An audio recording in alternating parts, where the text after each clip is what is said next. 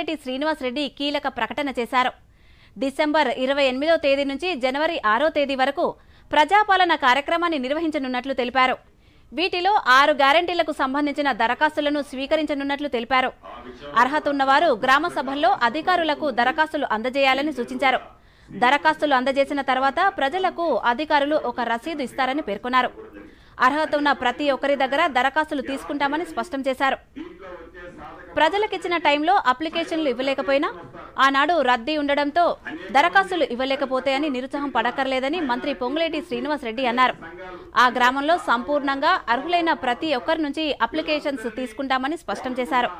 గ్రామ సభలకు వచ్చే వారి కోసం అన్ని సౌకర్యాలు కల్పించాలని సీఎం రేవంత్ రెడ్డి ఆదేశించారని పేర్కొన్నారు. గ్రామ సభల నిర్వహణకు కావాల్సిన నిధులు విడుదల చేశారని పేర్కొన్నారు. ఈనాడది 58 నుంచి 61% మహిళలు బస్సులలో ప్రయాణం చేస్తున్నారు. అంటే 100% ఇంక్రీజ్ అయిందనేది కలెక్టర్లు వారి జిల్లాల్లో వచ్చే నివేదికలను కూడా ఆ సమావేశంలో వివరించడం జరిగింది.